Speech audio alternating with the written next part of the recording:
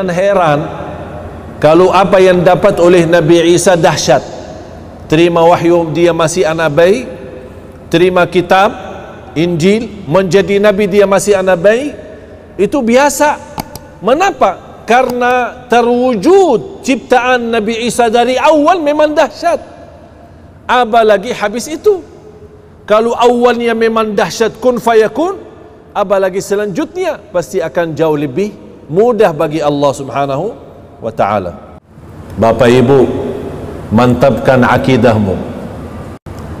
Beliau tidak berkata aku Isa anak Maryam, tapi dia berkata inni Abdullah, aku hamba Allah. Dan Allah sudah kekalkan kata itu di masa Nabi Isa waktu itu sampai hari kiamat, tidak boleh ada orang rubah. A'udzu billahi minasy syaithanir rajim. Qala inni 'abdullah atani al-kitaba wa ja'alani nabiyya وجعلني مباركا أينما كنت وأوصاني بالصلاة والزكاة ما دمت حيا وبرا بوالدتي ولم يجعلني جبارا شقيا والسلام علي يوم ولدت ويوم أموت ويوم أبعث حيا ذلك عيسى بن مريم قول الحق الذي فيه يمترون ما كان لله أن يتخذ من ولد سبحانه ما كان لله أن يتخذ من ولد سبحانه إذا قضى أمرا فإنما يقول له كن فيكون وإن الله ربي وربكم فاعبدوه هذا صراط مستقيم.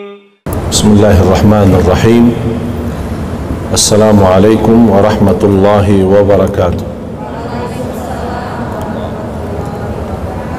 الحمد لله رب العالمين، وأشهد أن لا إله إلا الله وحده لا شريك له ولي الصالحين، وأشهد أن سيدنا ونبينا محمدا عبد الله ورسوله الصادق الأمين. اللهم صل وسلم وبارك على سيدنا محمد وعلى آله وصحبه ومن تبعهم بإحسان إلى يوم الدين. سبحانك لا علم لنا إلا ما علمتنا إنك أنت العليم الحكيم. Jamaah Masjid Agung Atin yang dimuliakan Allah Subhanahu wa taala.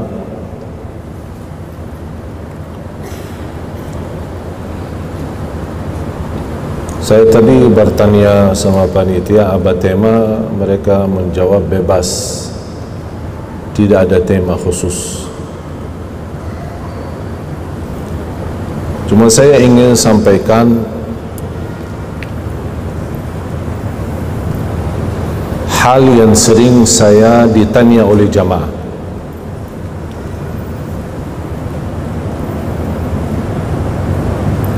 Masalah dosa lalu, dosa masa kecil, dosa masa kita sekolah, SMP, SMA, maupun dosa yang kita lakukan masa dewasa tapi kita lupa.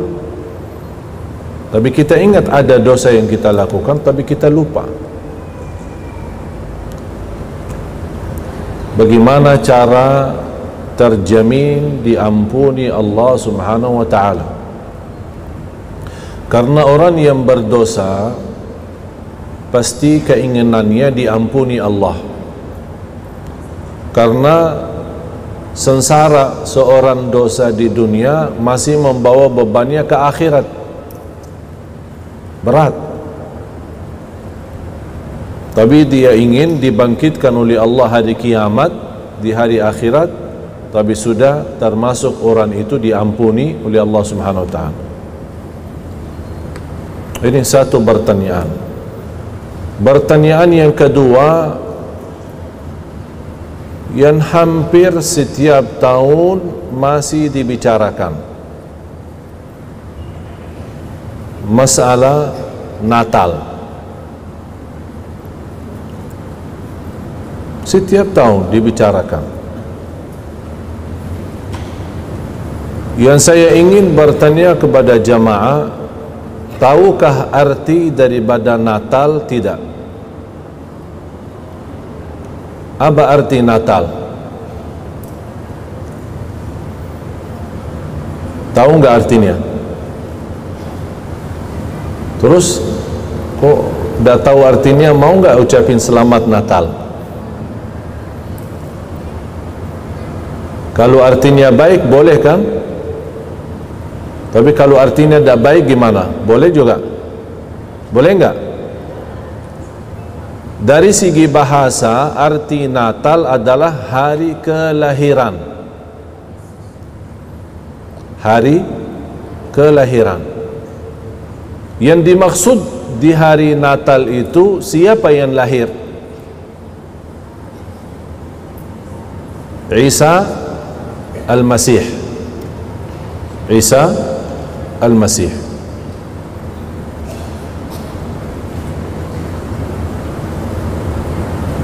Jamaah sekalian, tahukah tidak ada bukti dalam Quran? Tidak usah bicara Quran, karena Quran milik umat Islam.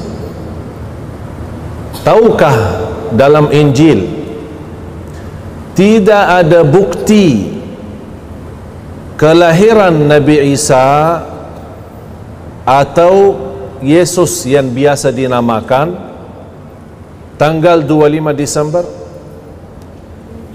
Tahukah tidak ada bukti? Tidak ada bukti. Tapi subhanallah yang ada, dan ini menjadi pelajaran untuk kita semua, yang ada bukti kelahiran Nabi Isa atau Yesus yang dinamakan oleh mereka atau Al-Masih, yang ada ceritanya di dalam Injil sama dengan apa yang ada di dalam Al-Quran. Cerita waktu kelahiran Nabi Isa atau Yesus.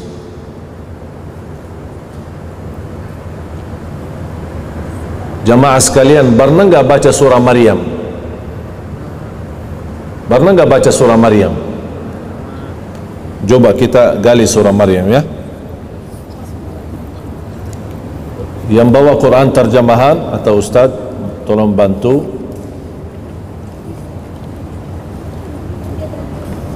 Surah Maryam habis surah Al-Kahfi.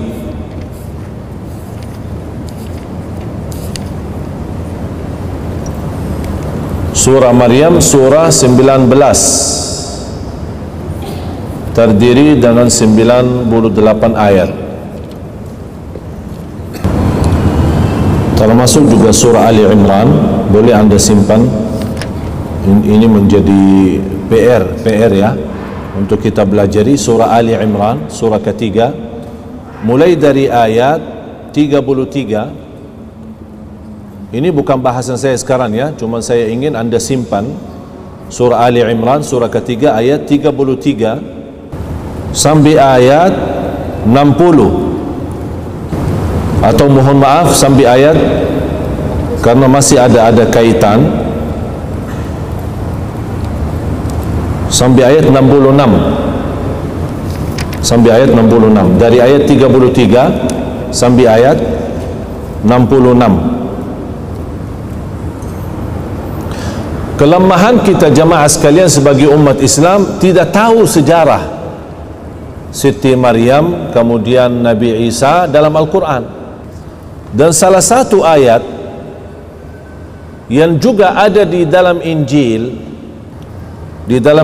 diterangkan atau dijelaskan ciptaan Nabi Isa tidak beda dengan ciptaan Adam, Nabi Adam. Dua-duanya diciptakan dengan perintah Allah, kun fayakun.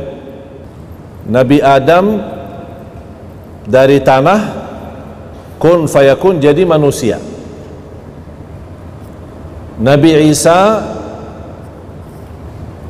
lahir dengan ibu yang tidak punya suami, dan dua-duanya sama ciptaannya dengan perintah Allah, kun fayakun. Ini ada di dalam Al-Quran, bahkan ada di dalam Al-Injil. Di dalam Al-Quran, di antara ayat yang saya tadi sampaikan, surah Ali Imran ayat 33 sampai ayat 66, saya mohon menjadi PR kita untuk belajari supaya menguatkan akidah kita, ya. Di antara, tolong Ustaz baca terjemahan ayat ini, ayat 59 dan 60. A'udzu billahi minasyaitonir rajim. Inna mathala Isa 'indallahi kamathali Adam, khalaqahu min turabin thumma qala lahu kun fayakun. Al-haqqu min rabbika fala takun minal mumtarin. Sadaqallahul azim. Allah ingatkan Nabi Muhammad jangan ragu, padahal dia Nabi. Kira-kira Allah ingatkan kita apa? Kalau Nabi Muhammad aja dikhawatirkan jangan ragu, ya. Ciptaan Nabi Isa sama dengan ciptaan Nabi Adam, jangan ragu. Kira-kira bahasa untuk kita apa? Kalau untuk Allah aja kepada Nabi Muhammad dibilang jangan ragu, apalagi kita. Jadi mohon menjadi PR, wajib belajari, dalami walaupun sedikit-sedikit demi ayat, satu ayat tak apa-apa, ambil waktu asal memantapkan akidah kita. Mulai dari ayat 33 surah Ali Imran sampai ayat 66. Bapak Ibu, kenal enggak seorang ulama berasal dari India, tinggal di Afrika Selatan dan sudah meninggal dunia, sangat terkenal di mata dunia, adalah Syekh Ahmad Deedat. Syekh Ahmad Deedat.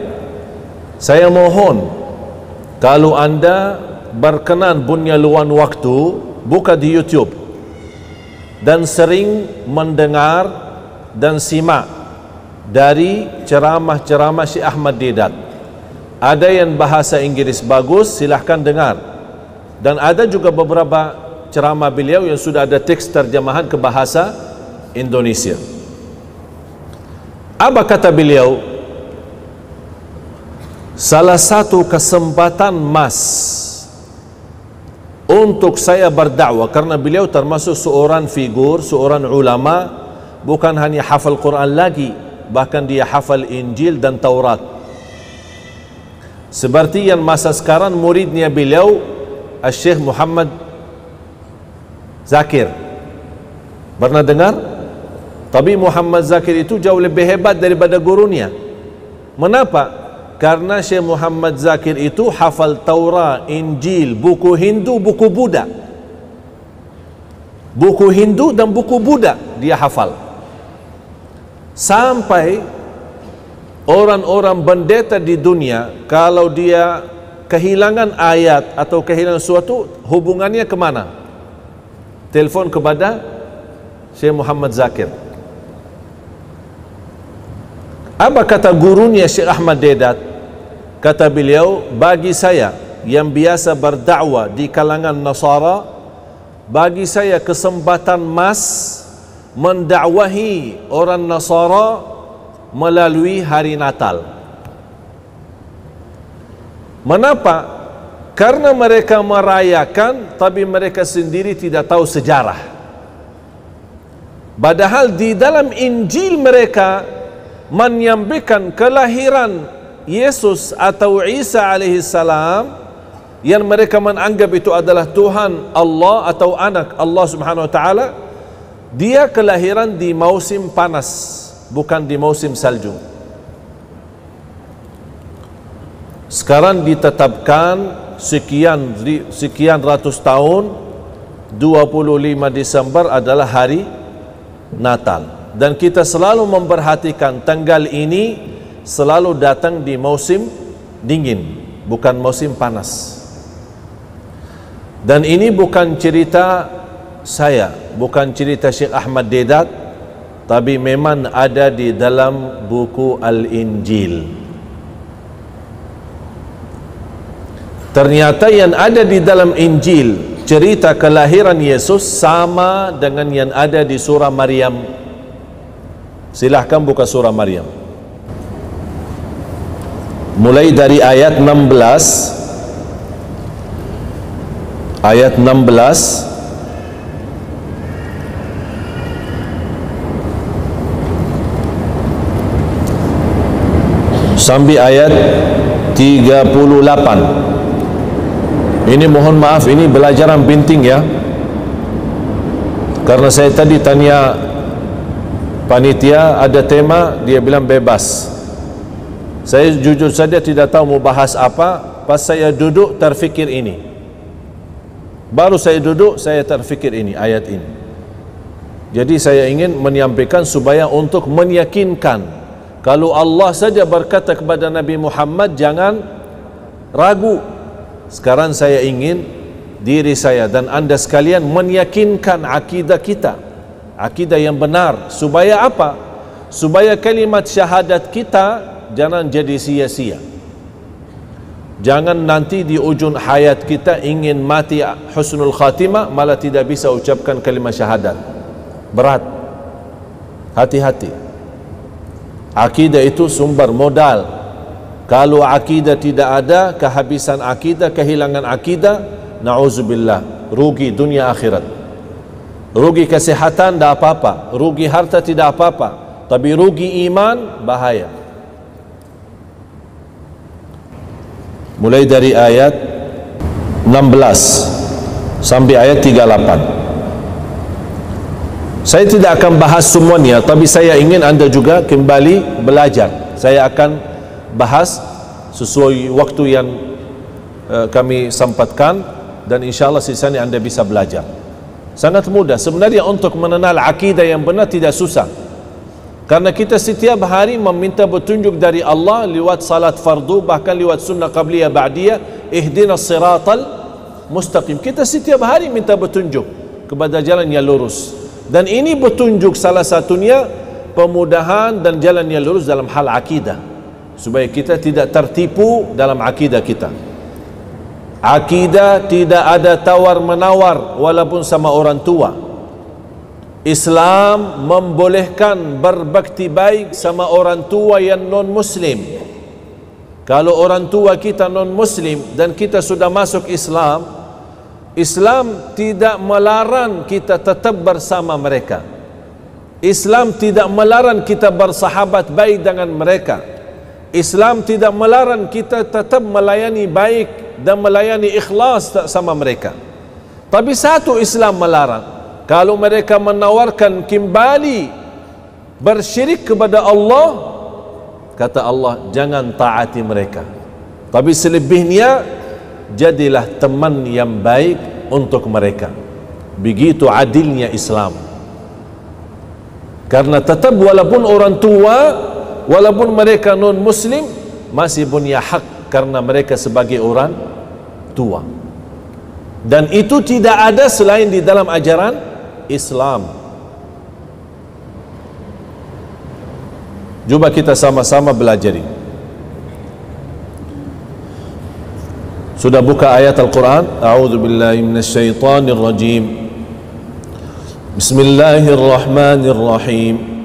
واذكر في الكتاب مريم إذ انتبذت من أهلها مكانا شرقيا فاتخذت من دونهم حجابا فأرسلنا إليها روحنا فتمثل لها بشرا سويا قالت إني أعوذ بالرحمن منك إن كنت تقيا قال إنما أنا رسول ربك لأهب لك غلاما زكيا قالت أنى يكون لي غلام ولم يمسسني بشر ولم أك بغيا قال كذلك قال ربك هو علي هين ولنجعله آية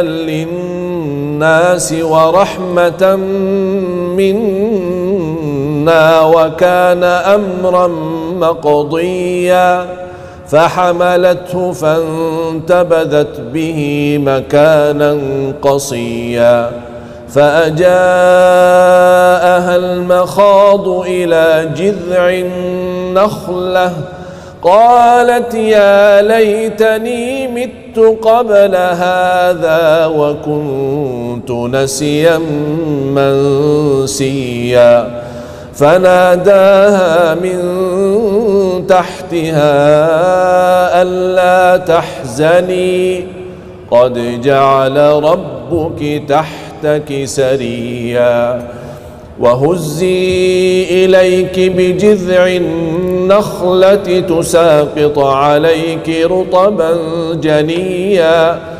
فكلي واشربي وقري عينا فإما ترين من البشر أحدا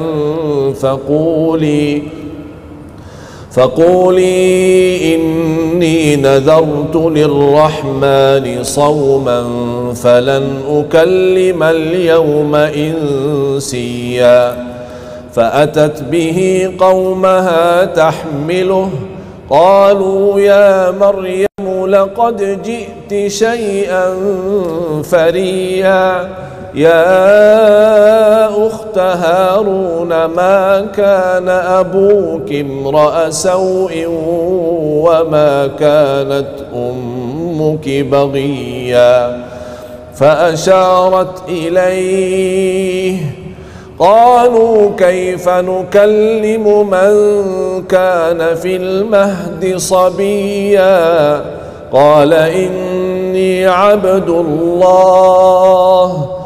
قال إني عبد الله آتاني الكتاب وجعلني نبيا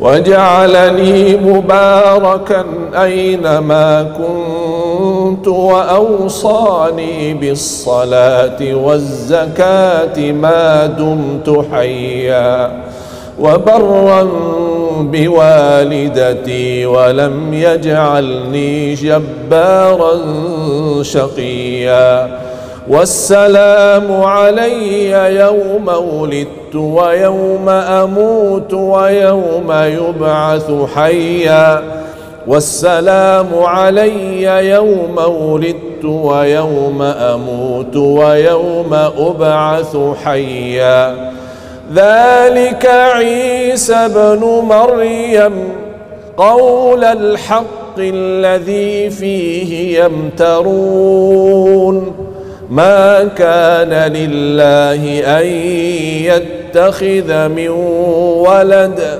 سبحانه إذا قضى أمرا فإنما يقول له كن فيكون وإن الله ربي وربكم فاعبدوه هذا صراط مستقيم فاختلف الأحزاب من بينهم فويل للذين كفروا من مشهد يوم عظيم أسمع بهم وأبصر يوم يأتوننا لكن الظالمون اليوم في ضلال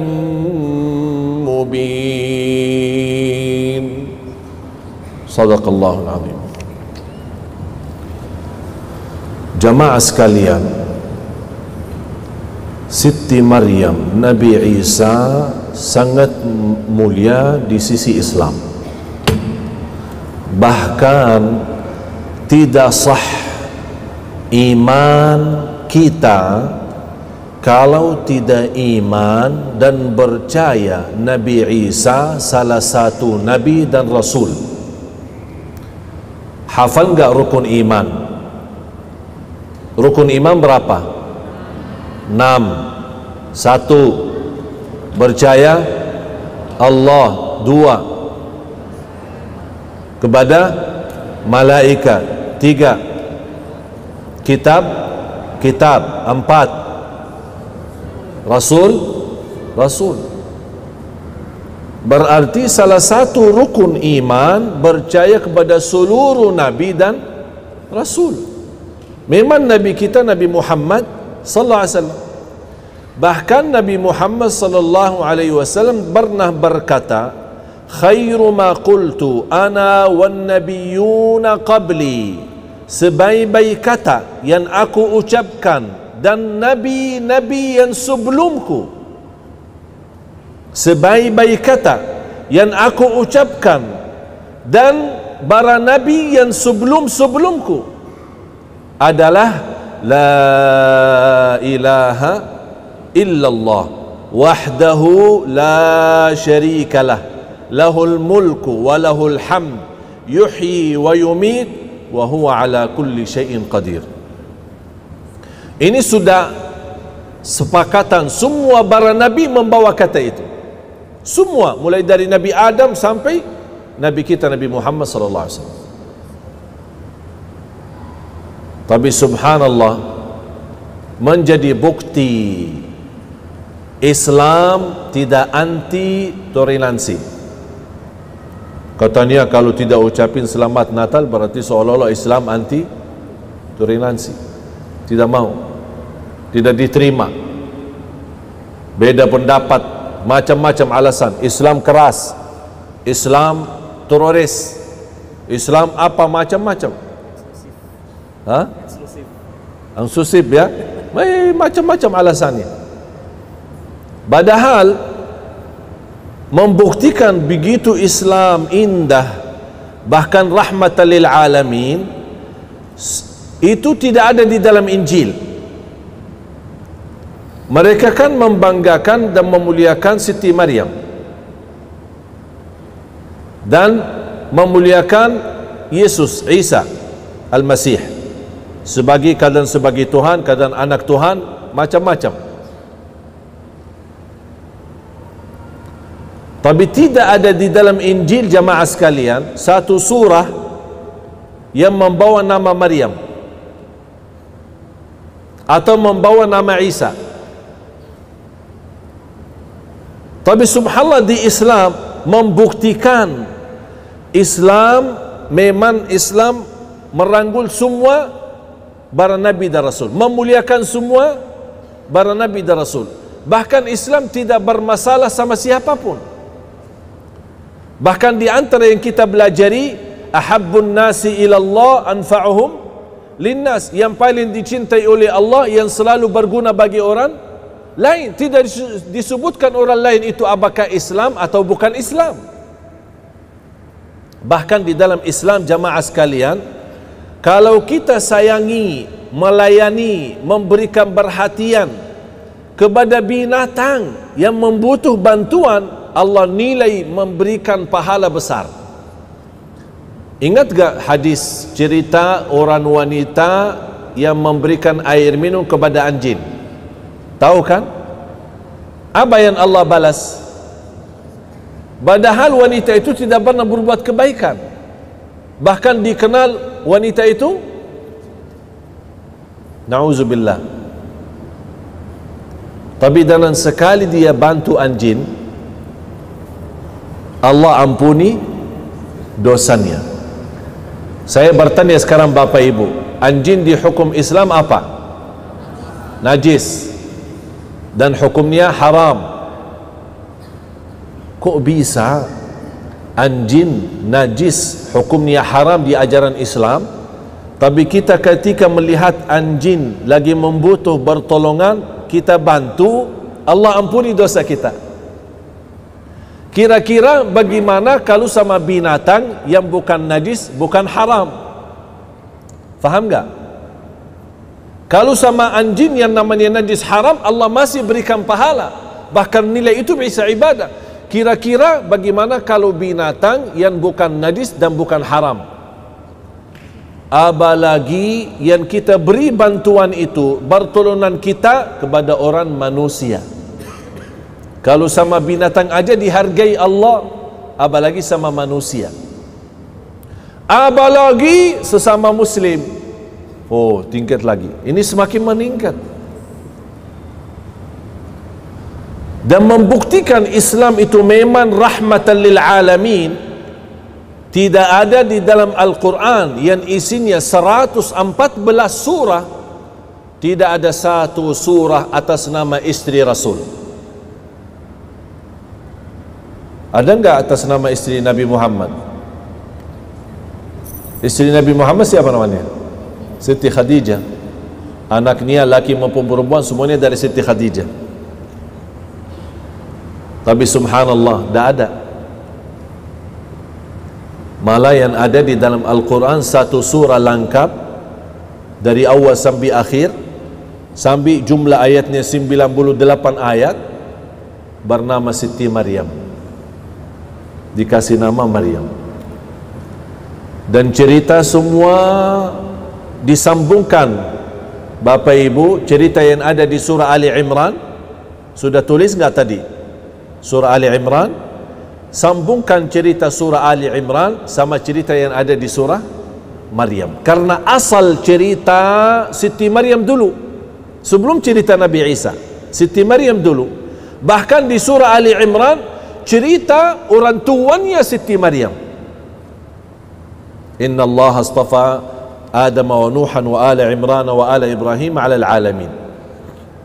Allah ceritakan dulu keluarganya Siti Maryam, baru kemudian cerita Siti Maryam ini siapa, bagaimana keadaannya, bagaimana ibadahnya, bagaimana ikhlasannya, bagaimana Allah memberikan rezeki yang istimewa luar biasa. Terus langsung dikaitkan kepada cerita yang sambung di surah Maryam.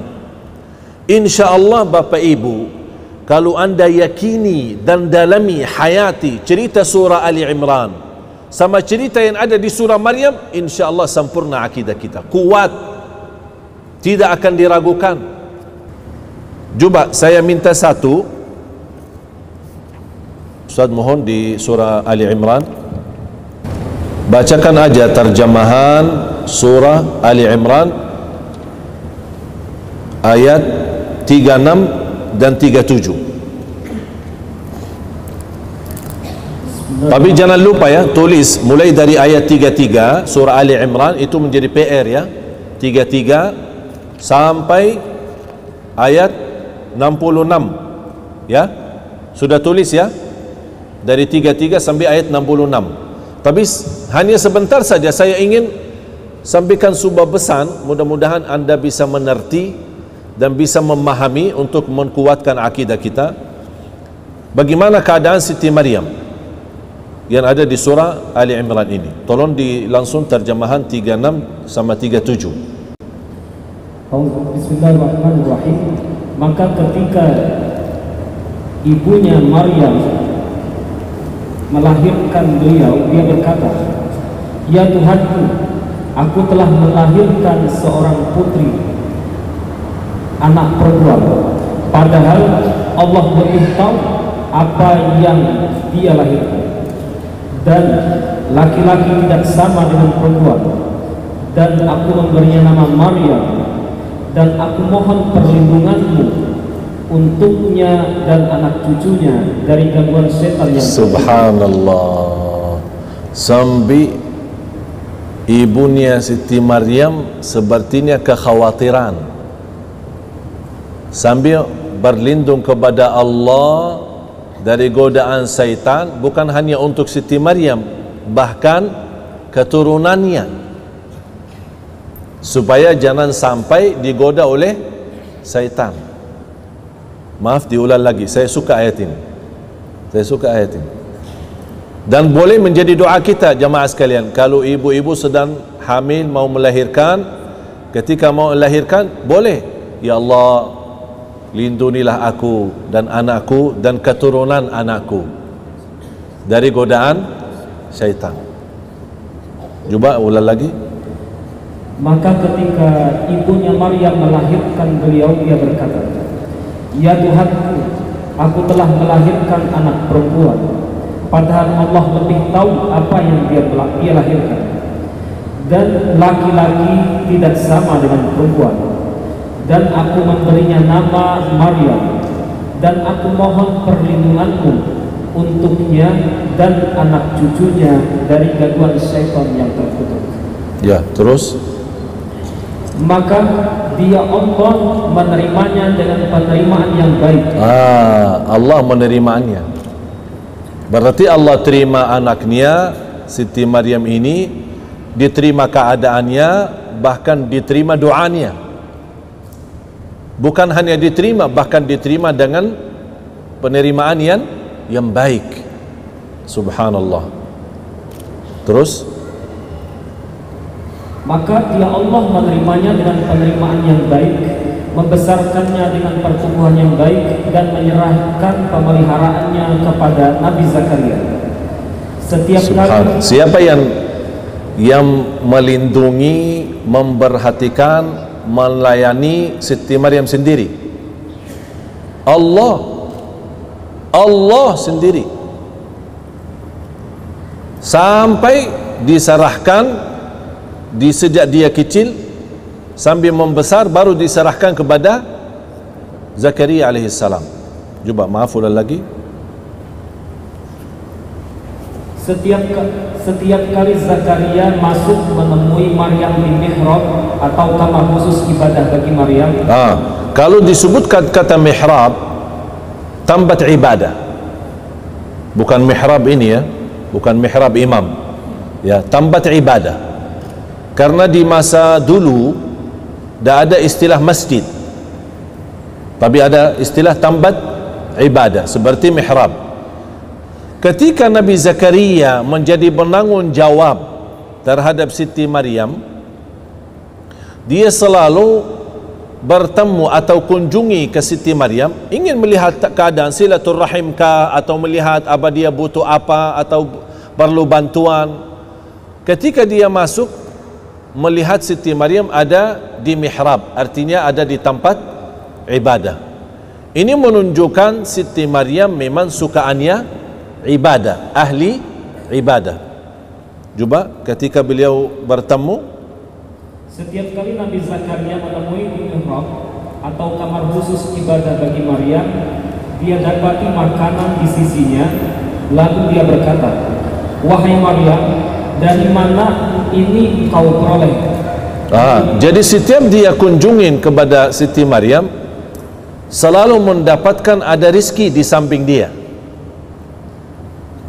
Nabi Zakaria heran, kamu kan dari tadi di sini aja, dan yang layani dan bantu kamu adalah saya, tapi kok bisa ada rizki di sampingmu?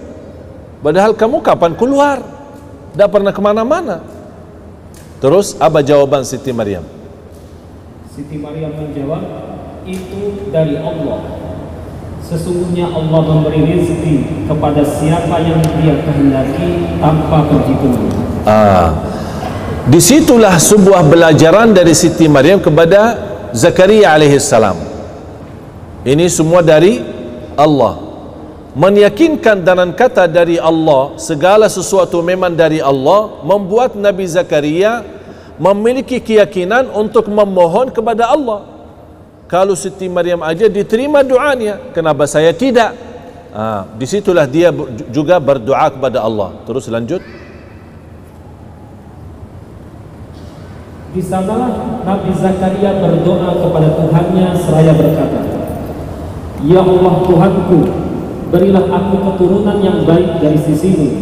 Sesungguhnya Engkau Tuhan yang maha mendengar doa hamba-Nya. Kalau ada yang merasa sudah lama menikah belum punya anak, ini doanya, Rabbi habli min ladunka dzurriyyatan thayyibah. Dan ada juga doa yang sama, juga doa Nabi Zakaria di surah Al-Anbiya, Rabbi la tadharni fardan wa anta khairul warithin. Dan dua doa ini boleh. Saya masih ingat banyak jamaah yang saya berikan doa ini, alhamdulillah mereka yang hampir ada di antara jamaah 18 tahun tidak hamil, habis menamalkan, alhamdulillah tidak sampai 3 bulan sudah hamil. Doa ini dahsyat. Rabbi habli min ladunka dzurriyyatan thayyibah innaka sami'ud du'a. Terus nanti sisanya menjadi pelajaran ya. Tolong saya mohon jangan lupa, jangan tinggalkan dari ayat 33 sampai ayat 66 di surah Ali Imran. Sekarang kita kembali surah Maryam. Saya ingin cuma kaitkan ketika Siti Maryam sibuk beribadah, Allah jaminkan rezeki. Sampai rezekinya datang ke tempat ibadahnya dia. Tapi coba ketika ada sebuah peristiwa sama Siti Maryam, coba baca ayat artinya 16. Ayat 16 surah Maryam. Dan ceritakanlah wahai Muhammad kisah Maryam di dalam Al-Quran. Subhanallah, ceritakan wahai Nabi Muhammad. Ini menunjukkan perintah Allah kepada Nabi Muhammad untuk menceritakan. Sekarang saya bertanya, mohon maaf jamaah sekalian, iman Nabi Muhammad tahu ceritanya? Nabi Muhammad tahu ceritanya? Apakah Nabi Muhammad di masa itu ada? Artinya ada sama Siti Maryam, ada sama ibunya Siti Maryam, atau ada sedang Siti Maryam melahirkan Nabi Isa, Nabi Muhammad ada. Tapi Allah perintahkan, wahai Nabi Muhammad, ceritakan. Apa yang diceritakan Nabi Muhammad aja dah tahu. Berarti cerita ini langsung wahyu dari Allah. Allah yang menceritakan, walaupun perintahnya atas Nabi, kepada Nabi Muhammad sallallahu alaihi wasallam. Berarti cerita ini tidak bisa diragukan, karena ini langsung kalamullah, bukan kalam Nabi Muhammad. Itu bukan kalam, bukan kata-kata Nabi Muhammad, tapi itu semua kalamullah subhanahu wa ta'ala. Coba terus. Yaitu ketika dia mengasingkan diri dari keluarganya ke suatu tempat di sebelah timur, yaitu Baitul Maqdis. Tolong jamaah sekalian, mohon maaf ya, ini butuh perhatian. Semua kata yang sekarang masuk ini menjadi ilmu. Allah sebutkan di sini dia mengasingkan, ingin bersendirian, pisah dari kaumnya, pisah dari lingkungannya, sampai dia menempatkan diri di arah atau sebelah timur, di tempat timur. Yang diterjemahkan timur itu adalah Baitul Maqdis. Kalau sekarang Palestina. Memang Palestina adalah negara para Nabi dan Rasul, banyak makam Nabi dan Rasul. Tidak ada Nabi dan Rasul pasti sudah salat di Masjid Al-Aqsa, dan tidak ada Nabi dan Rasul pasti sudah haji. Itu yang bersabdakan Rasulullah SAW, ma min nabiyyin illa wa hajjal bait. Tidak ada Nabi kecuali sudah haji. Berarti membuktikan semua para nabi yang jumlah para nabi lebih dari 210.000 para nabi. Kalau para rasul 300 sekian rasul. Berarti ada nabi, ada rasul. Total jumlahnya 212 atau 200.000 dan 300 nabi dan rasul. Ini jumlah mereka, dan semua sudah di Masjidil Haram di Makkah dan juga di Masjidil Aqsa. Dan Allah juga dengan kun fayakun kumpulkan mereka semua ketika masa Isra dan Mi'raj, ketika Nabi Muhammad naik Buraq, sebuah binatang dari Makkah menuju Masjidil Aqsa, baru naik ke langit menuju ke Masjidil Aqsa di waktu yang sangat cepat, dan di situ beliau menimami semua para nabi dan rasul sallallahu alaihi wasallam. Coba terus. Lalu dia memasang tabir yang melindungi dirinya dari mereka. Lalu kami mengutus roh kami Jibril kepadanya, maka dia menampakkan diri di hadapan Maryam dalam bentuk manusia yang sempurna. Dalam bentuk manusia, supaya Siti Maryam tidak terkejut.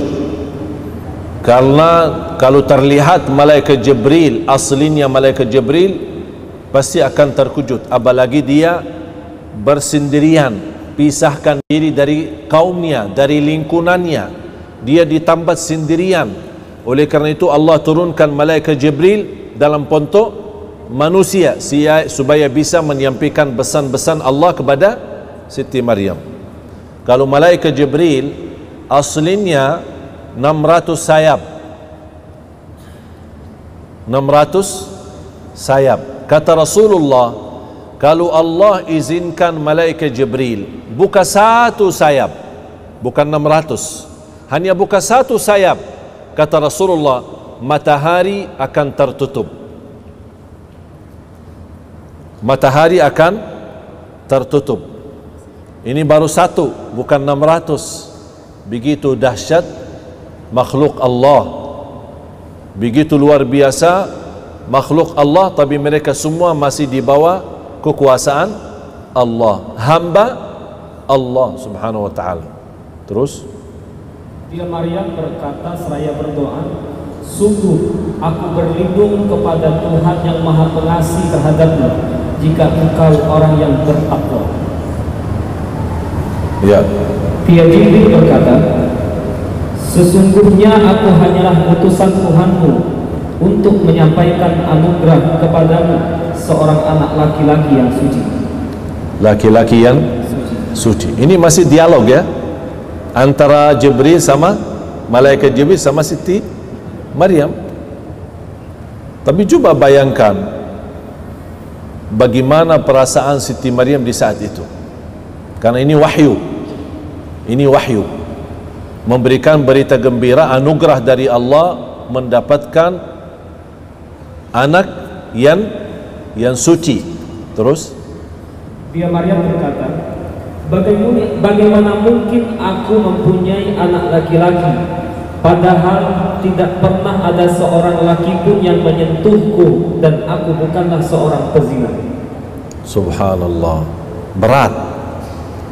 Wajar Siti Maryam walaupun nabi, sebagai nabi dan anaknya nabi, semua dari keluarga nabi, tetap masih manusia, punya perasaan. Saya tidak pernah disentuh oleh laki-laki, artinya tidak pernah nikah, dan di luar nikah pun tidak pernah, artinya berbuat zina. Bagaimana kok bisa terbayang saya boleh dapat anak? Ini ujian. Oleh karena itu, seberat-berat ujian yang dihadapi oleh manusia adalah para nabi dan rasul. Kira-kira mohon maaf, kalau ada yang nawarkan ibu-ibu seperti ini, perasaannya gimana? Ada yang datang, ibu, saya kasih obat, ibu langsung bisa hamil, tapi ibu aja belum nikah,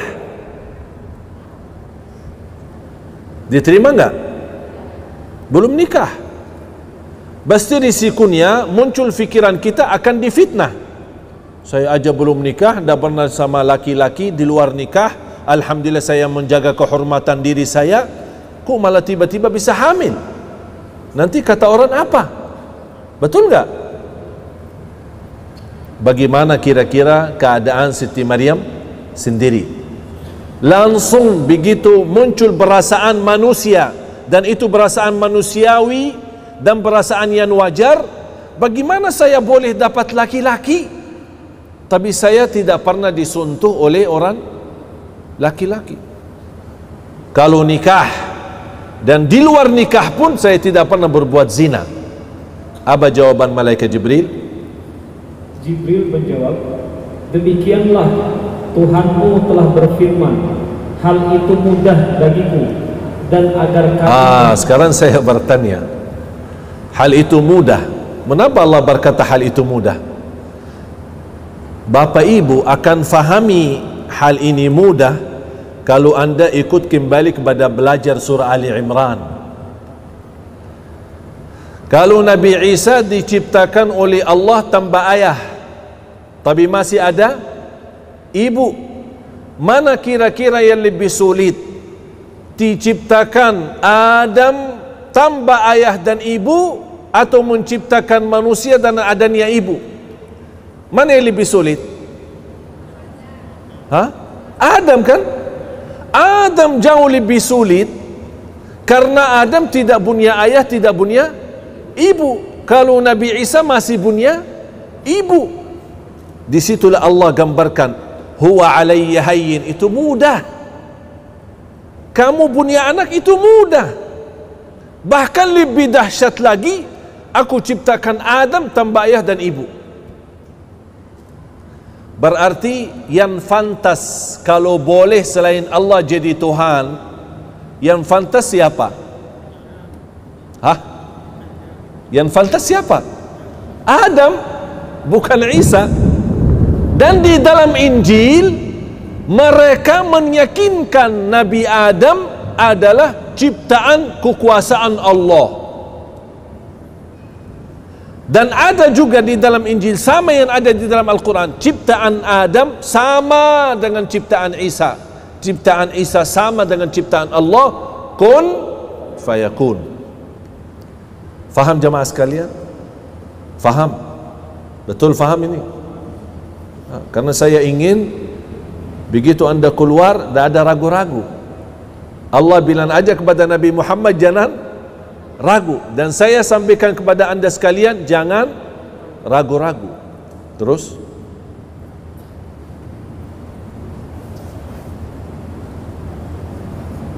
hal itu mudah bagiku, firman Allah mengatakan, dan agar kami menjadikannya suatu tanda kebesaran Allah bagi manusia. Allahu Akbar. Kita hanya mampu bilang subhanallah.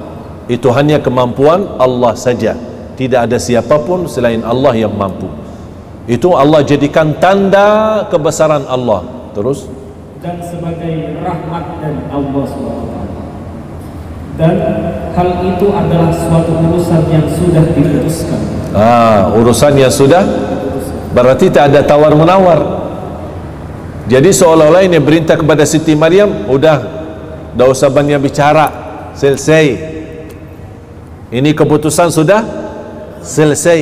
Kamu punya anak yang suci, udah selesai urusan. Tidak ada perubahan.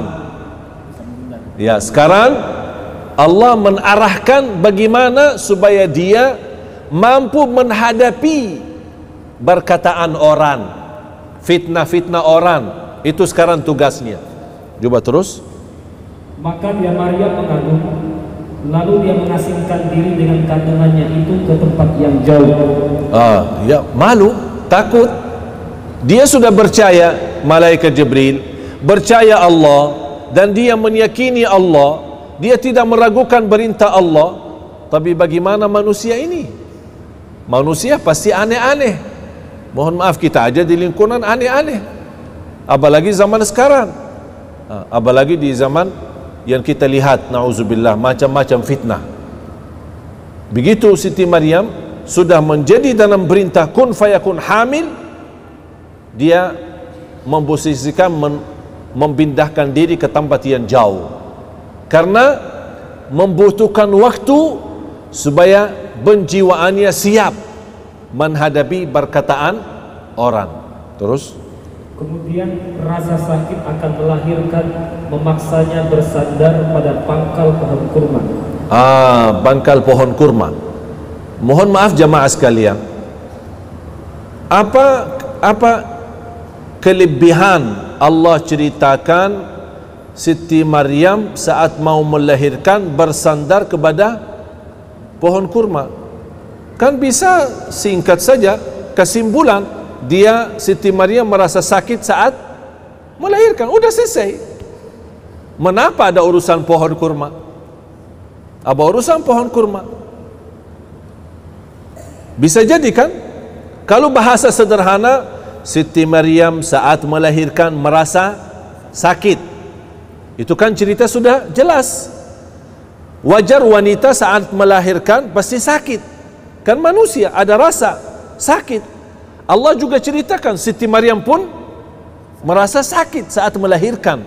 Tapi kenapa Allah tambah kata dia dekat dengan bersandar dengan pohon kurma? Apa? Di sini nanti ada jawabannya, ada di ayat lanjut. Tolong diperhatikan. Terus lalu dia Maryam berkata, wahai, betapa baiknya aku mati sebelum ini, dan aku menjadi orang yang tidak diperhatikan dan dilupakan. Subhanallah. Masih awal-awalnya Siti Maryam mampu terima, tapi begitu sudah melahirkan dan rasa sakitnya, dia sepertinya merasa beban, difitnahin orang. Lebih baik aku lupa dan mereka melupakan aku. Lebih baik aku mati daripada menghadapi pernyataan itu. Tapi subhanallah, apa yang terjadi setelah itu? Supaya menenangkan hati. Coba lanjut. Lalu Jibril berseru kepada Maryam dari tempat yang rendah, janganlah engkau bersedih hati. Sesungguhnya Tuhanmu telah menjadikan anak sungai di bawahmu. Subhanallah. Allahu Akbar. Memang luar biasa. Allah tidak pernah tinggalkan urusan hamba. Kalau Allah sudah urusi kita, jamaah sekalian jangan ragukan, yakini tidak ada yang buruk datang dari Allah. Yang buruk memang dari dosa-dosa kita. Yakini walaupun masih di pandangan mata ujian itu buruk, tapi hakikatnya itu baik. Karena dengan ujian yang kita hadapi diampuni segala dosa, dinaikkan darajat, bahkan menjadi orang terpuji di sisi Allah. Berarti baik, walaupun pandangannya masih melihat buruk. Bagi Siti Maryam itu ujian, dan bahkan dia ingin mati. Tapi Allah menenangkan hatinya dengan berkata hal-hal yang baik. Jangan khawatir, kami tidak akan tinggalkanmu. Terus, dan Jibril juga berkata sambil berseru kepada Maryam, goyanglah pangkal kurma itu ke arahmu. Niscaya pohon itu akan menggugurkan buah kurma yang masak padamu. Sudah tahu alasannya ada cerita pohon kurma? Sekarang pertanyaan saya, pohon kurma bisa berbuah kapan?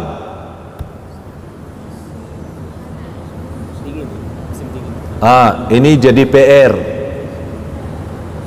Buka di Google, buka di internet, ya. Buah kurma, pohon kurma kapan bisa berbuah? Hanya satu musim, di musim panas. Kalau tidak musim panas, Oleh karena itu kota Madinah dan Makkah dikenal daerah panas. Walaupun ada beberapa bulan dingin. Sekarang seperti sekarang musim dingin ya. Pengaruhnya dari udara-udara yang cukup jauh dari utara, dari Turki, dari Jordan, dari mana-mana itu datang udara. Tapi kalau daerah asli Timur Tengah termasuk daerah Palestina memang dikenal musim panas. Bahkan pohon kurma itu tidak bisa berbuah selain di musim panas. Bahkan supaya kita yakini, ada orang berkata, saya ada pohon kurma yang bisa berbuah tapi di musim dingin, bukan di musim panas. Fahami dulu bahasa Al-Quran, jangan macam-macam dulu. Apa dalam Al-Quran? Dia berkata apa? Tolong dibaca lagi.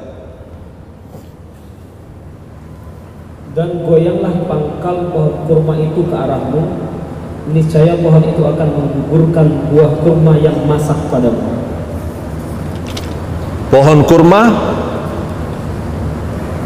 yang masak padamu. Ini kemampuan bahasa Indonesia.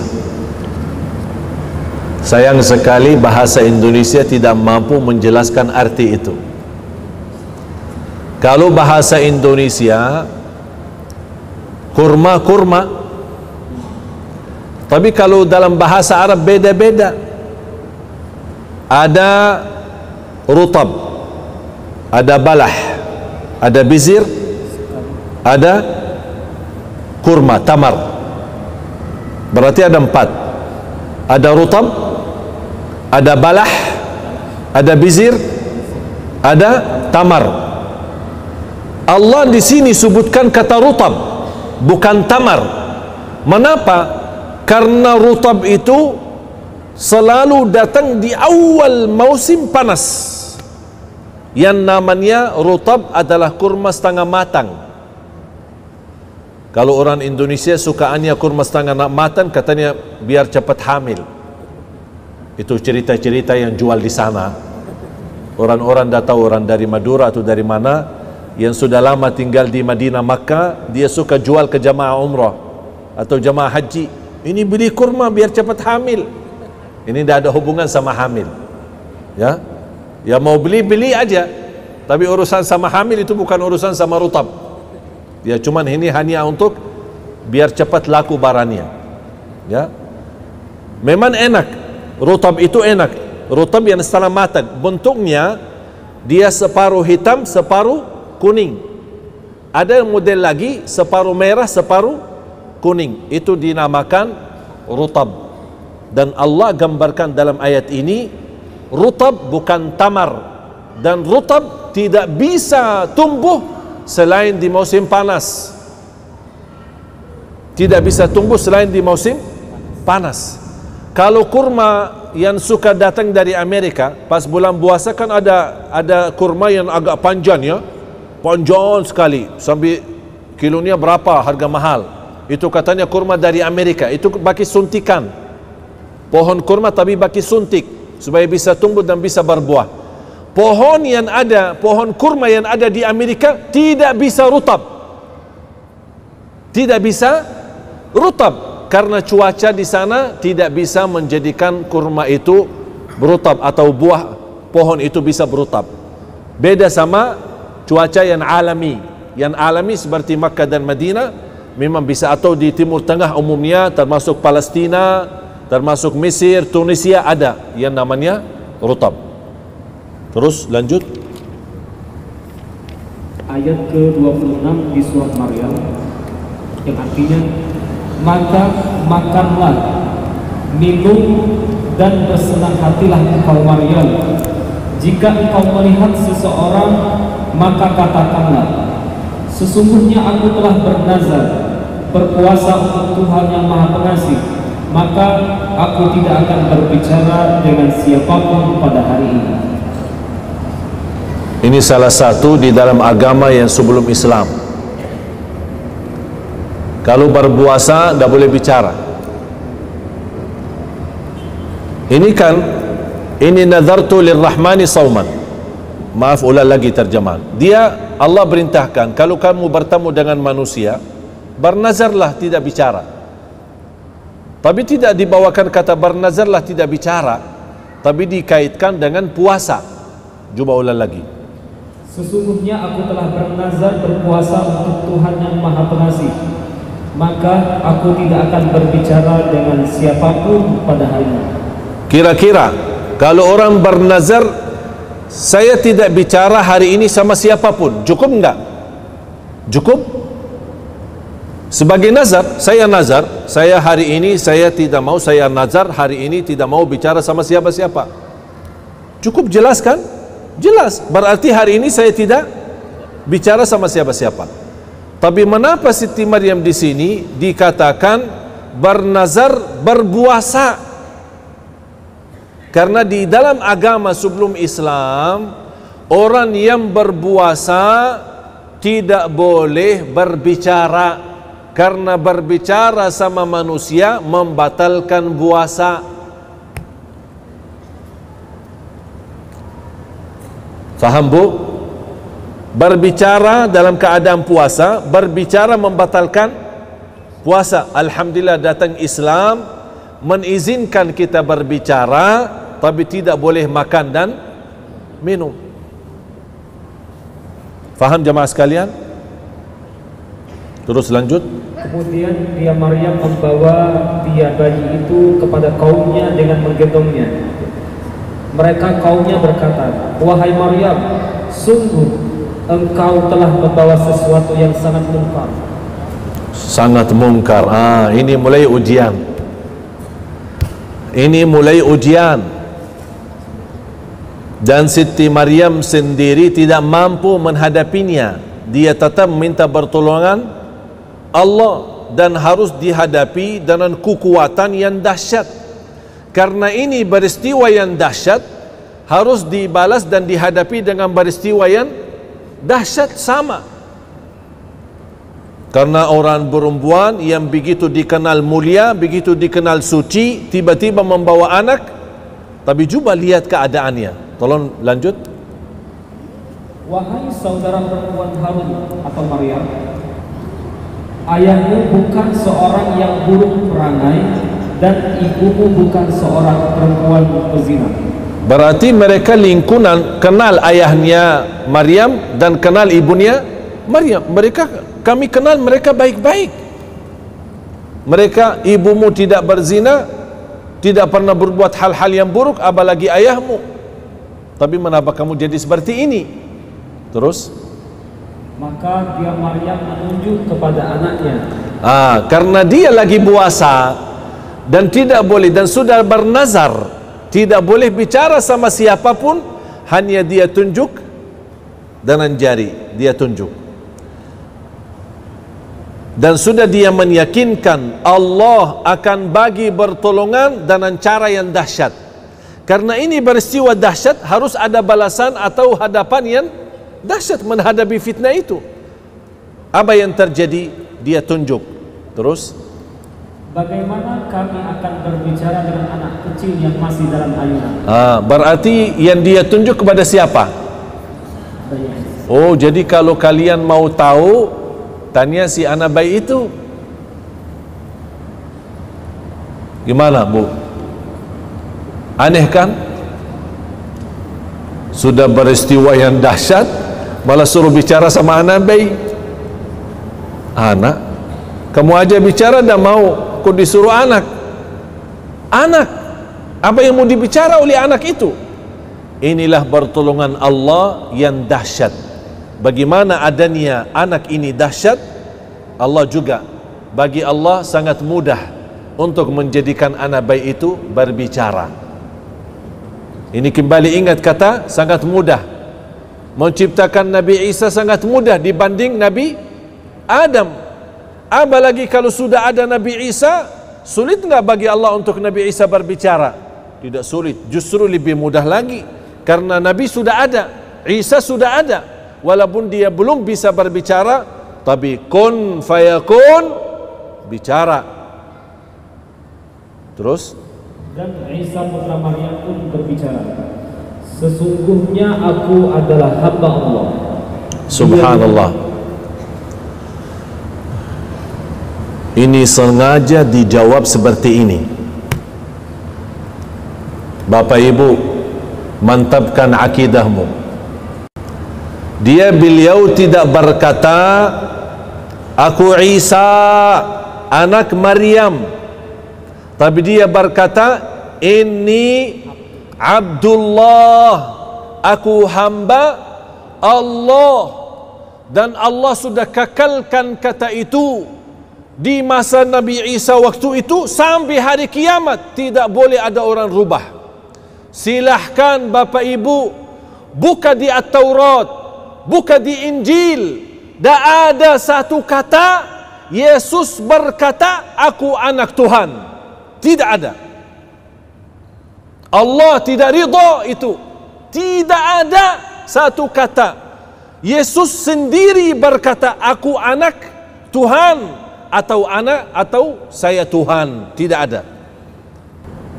Tapi yang lain bicara, pendeta bicara anak Tuhan atau Tuhan, atau yang menulis Injil itu dia berkata Tuhan, atau anak atau murid-muridnya berkata anak Tuhan. Tapi Isa sendiri tidak bisa dibuktikan. Dia berkata saya Tuhan atau anak Tuhan. Dan itulah yang disampaikan oleh Syekh Ahmad Didat kepada semua kelompok Nasara.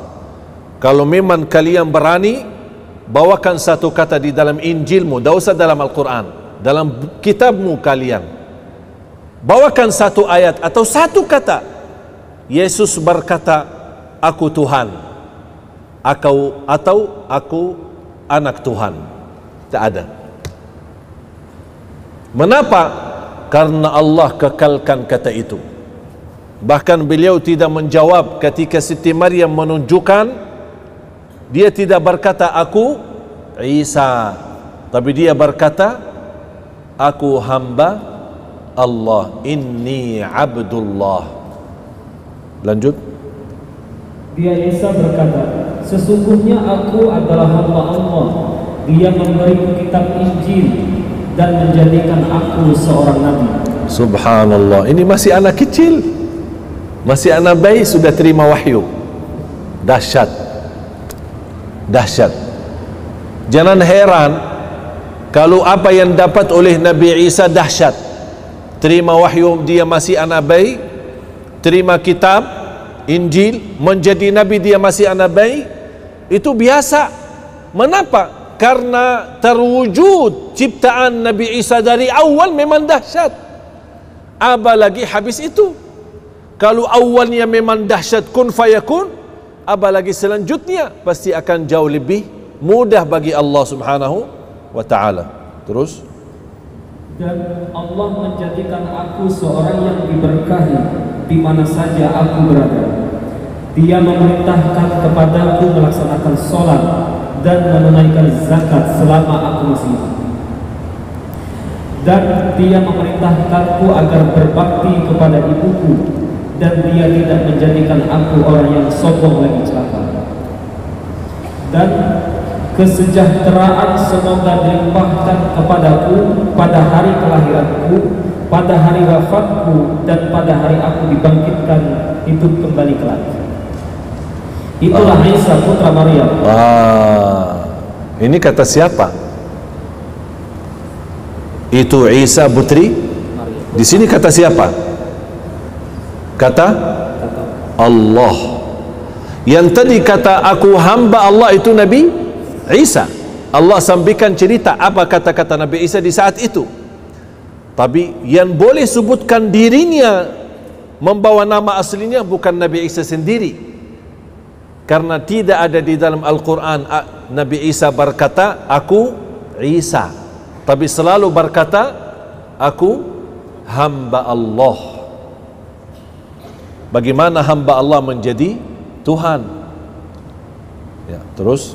Itulah Isa putra Maryam yang mengatakan perkataan yang benar yang mereka ragukan kebenarannya. Masalahnya, kalau mereka non-Muslim meragukan Nabi Isa Tuhan, anak Tuhan, atau hamba Allah, itu alasan mereka, biar mereka punya alasan. Tapi yang aku heran, kebenaran itu diragukan oleh orang Muslim yang sudah sendiri membaca Qul huwallahu ahad Allahus samad lam yalid wa lam yulad wa lam yakul lahu kufuwan ahad. Semuanya hafal. Hafal enggak Qul hu? Hafal. Karena sunnah ba'diyah selalu Qul hu. Rakaat pertama Qul hu, rakaat kedua Qul hu lagi. Hafal, mudah, enak. Ayat yang begitu pendek, tapi subhanallah dari segi makna luas. Akidah. Ini akidah kita orang Muslim. Qul huwallahu ahad. Akidah. Bahkan mencintai surah ini terjamin kita dapat surga Allah. Bahkan Rasulullah SAW bersabda di hadis yang sahih, man qara'a qul huwallahu ahad fil yawmi wal layla 10 marratin banallahu lahu baitan fil jannah. Barang siapa yang membaca qul huwallahu ahad dalam sehari dan semalam 10 kali saja, dapat rumah dalam surga Allah subhanahu wa ta'ala. Bahkan ada seorang sahabat yang memang selalu suka baca ayat ini, surah Al-Ikhlas, Qul huwallahu ahad. Sambil jamaah heran, kok ini kamu suka aja baca Qul huwallahu ahad? Sambil lapor kepada Rasul, ya Rasulullah, ini imam kita, tapi selalu Qul huwallahu ahad mulu. Baca surah lain, tambah lagi Qul huwallahu ahad. Tidak mau ruku', seolah-olah belum puas sama ayat-ayat lain, harus tambah Qul hu baru ruku'. Misal, baca Al-Fatihah, baca idza jaa nasrullah innahu kana tawwaba, tidak mau ruku', Qul huwallahu ahad dulu baru ruku'. Dia merasa belum mantap kalau tidak disertai dengan Qul huwallahu ahad. Apa kata beliau? Saya imam kalian dan begitulah bacaan saya. Kalau kalian tidak mau, carilah imam lain. Mereka lapor kepada Rasul, ya Rasulullah, ini kok imam kita seperti ini, Qul hu mulu. Setiap rakaat dia baca satu ayat, tambah lagi Qul hu. Rakaat kedua baca ayat, tambah lagi Qul hu. Rasul panggil, kenapa kamu suka seperti itu? Apa dia berkata, ya Rasulullah, aku cinta surah ini karena pembahasannya sifat-sifat Allah. Rasulullah diam sebentar. Di saat itu turunnya wahyu, dan Rasul berkata, wahai yang kamu cinta surah ini, Allah juga cinta kepadamu. Allahu Akbar. Akidah yang kuat.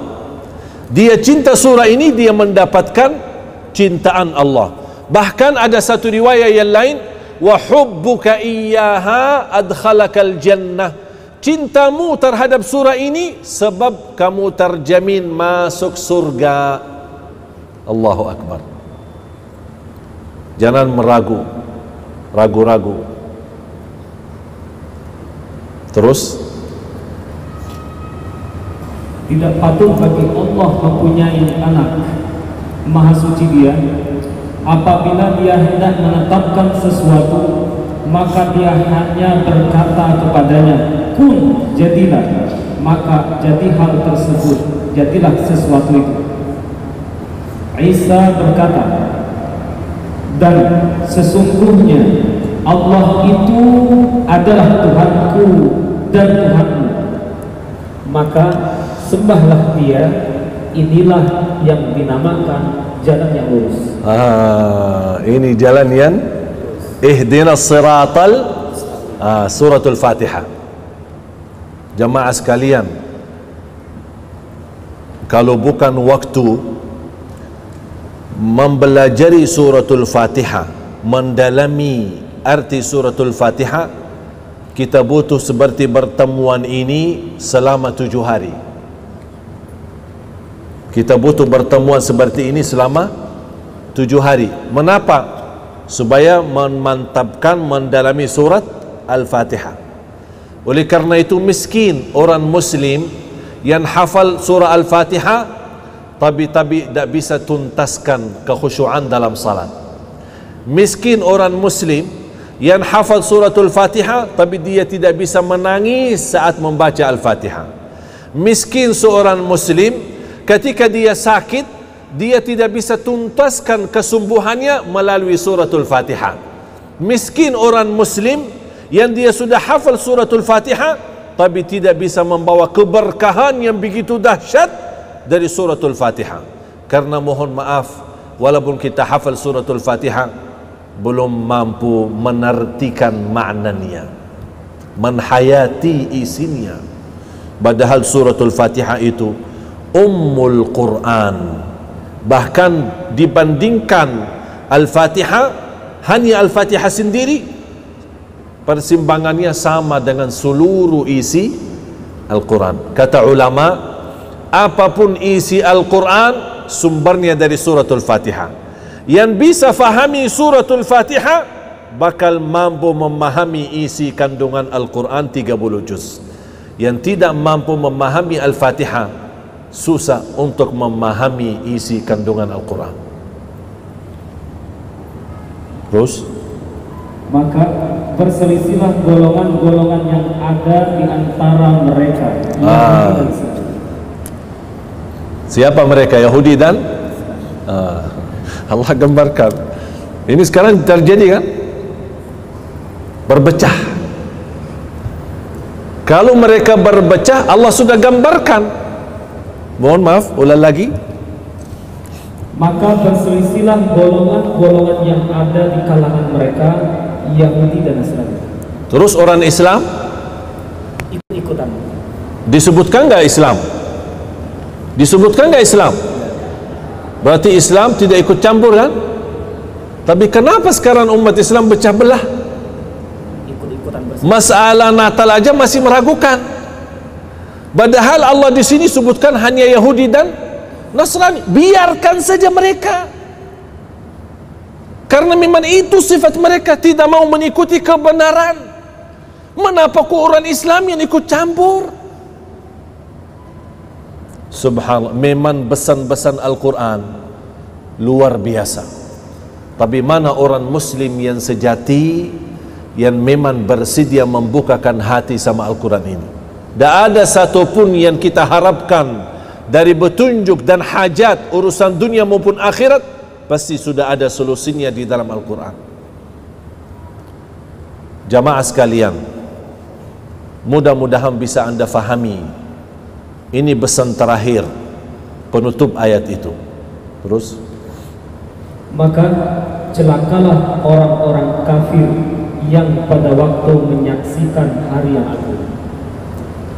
celakalah bagi mereka nanti kalau sudah kebenaran menjadi nyata dan mereka nyesal kenapa tidak beriman. Ini bahasanya kepada siapa? Yahudi dan Nasrani. Tidak disebutkan kata orang Islam. Berarti orang Islam jangan ragu-ragu. Jangan ragu-ragu. Jangan fahami kesimpulannya. Jangan salah faham apapun yang saya sampaikan malam ini berarti kita orang yang keras sama Nasara atau keras sama non-Muslim. Tidak. Kita tetap memegang prinsip kita, prinsip Nabi Muhammad, bahkan sifat Nabi Muhammad. Wa ma arsalnaka illa rahmatan. Kita rahmat seluruh alam. Manusia, beda agama, pohon-pohon, binatang-binatang, seluruh alam, seluruh ciptaan Allah harus merasakan kasih sayangnya kita. Kita tidak boleh dalam kekerasan. Ketika kita orang menzalimi kita atau menghina kita, kita bukan takut untuk membela diri, tapi kita memiliki ajaran tidak boleh balas dendam. Kita punya ajaran tidak boleh balas dengan keras. Kita punya ajaran tidak boleh lawan dengan kata-kata hina, tapi kita membalas dengan pemaaf, kasih sayang, rahmatan lil alamin. Ingat, balasan saya bukan karena saya takut, tapi karena saya ikuti ajaran agama saya, menjadi orang yang sejati, orang muslim yang membawa damai untuk seluruh manusia. Itu yang harus kita tetapkan. Faham jamaah sekalian? Tidak ada larangan berbisnis sama beda agama. Tidak ada larangan kita bergaulan dengan orang non-muslim. Tidak ada larangan kalau kita bersenang-senang jalan-jalan sama mereka. Tidak ada larangan kalau kita ikut bersama-sama atau undang mereka ke rumah. Kita bersilaturrahim. Ketika mereka lagi dalam keadaan susah, kita bantu mereka sesuai kemampuan. Itu semua tidak ada larangan. Satu yang dilarang,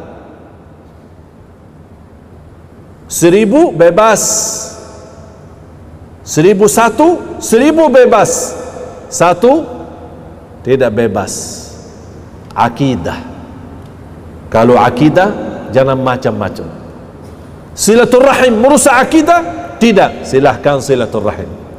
Hindu, Buddha, Nasara, Yahudi, musuh tidak dilarang, silahkan. Kita bawa contoh yang baik. Tapi bagaimana kalau mereka mengucapkan selamat pas hari raya, hari raya Idul Fitri, hari raya Idul Adha? Kita jawab apa? Terima kasih, sudah selesai. Tapi jangan anda merasa dah enak. Mereka kan suka ucapin selamat hari raya. Kenapa saya dah mau ucapin selamat untuk hari raya mereka? Jamaah sekalian, ayo mari kita sama-sama membuktikan kita umat Islam, ummatan rahmatan lil alamin. Ayo dekat dengan mereka, ajak mereka. Dan saya usulkan satu, kalau boleh nanti di rumah, bas di internet buka berin terjemahan surah Maryam, print terjemahan surah Maryam, dan dilapisi dengan halamannya, disusun rapi, kemudian dijadikan seperti buku kecil atau buku saku, ya, hadiah. Ketika ada di antara mereka yang anda kenal hari ulang tahun mereka, hari ulang tahun, seperti kita buat ulang tahun, ikut ulang tahun. Apa hadiah aku seorang muslim kepada mereka pas hari ulang tahun mereka? Saya hadiahkan surah Maryam dengan terjemahan. Ini mohon, saya minta mohon, ini hadiah untukmu, tolong dibacakan. Itu saja. Biar mereka sendiri yang mencari kebenaran. Dan sampaikan kalau ada pesan surat di atas terjemahan surah Maryam, ada sebuah surat yang kita tulis, kami orang muslim cinta Siti Maryam, cinta Nabi Isa. Bahkan tidak sah iman kita kalau belum percaya Nabi Isa. Bahkan di antara bukti Islam mencintai mereka, di dalam kitab suci kami ada sebuah surah bernama surah Maryam, dan itu pula tidak ada di dalam Taurat dan tidak ada di dalam Injil. Mudah-mudahan anda berkenan membaca hadiah buku saya. Assalamualaikum, selesai. Menjadi pendakwah, tapi dalam bahasa, mohon maaf, tidak punya ilmu, silahkan hadiahkan buku. Kita tidak tahu kapan turunnya hidayah untuk kawan kita, untuk teman kita. Punya kenalan orang barat, dan orang barat punya kelebihan suka baca. Silahkan email, kalau anda punya email mereka, hadiahkan surah Maryam dalam terjemahan. Tapi jangan anda berkata ini dari kitab suci kami, tapi ini sebuah hadiah. Kalau dia baca, saya yakin yang suka baca dan teliti pasti bakal kirim email lagi atau mencari kita. Ini maaf, bukunya sangat bagus. Tak mungkin ada orang berkata Al-Quran tidak bagus. Tak bisa. Semua yang baca Al-Quran, muslim maupun non-muslim, pasti sepakat Al-Quran itu isinya baik dan sempurna. Ini menjadi tugas kita. Faham? Mudah-mudahan insya-Allah belajaran malam ini menjadi petunjuk untuk kita dan menjadi petunjuk untuk kawan-kawan kita, sahabat, bahkan ada di antara mereka yang masih hubungan keluarga dengan kita. Mudah-mudahan insya-Allah belajaran malam ini bisa kita sampaikan kepada mereka dengan cara hikmah, dengan cara halus, supaya dengan niat, insya-Allah kita niat, mudah-mudahan menjadi hidayah. Kalau mereka dapat hidayah, alhamdulillah. Kalau mereka belum dapat hidayah, jangan anda sedih, karena itu urusan Allah, bukan urusan kita. Billahi taufiq wal hidayah. Kurang lebihnya mohon maaf. Wa sallallahu wasallam wa baraka ala sayyidina Muhammad. Subhanakallahumma bihamdik asyhadu an la ilaha illa anta astaghfiruka wa atubu ilaik. Wassalamualaikum warahmatullahi wabarakatuh.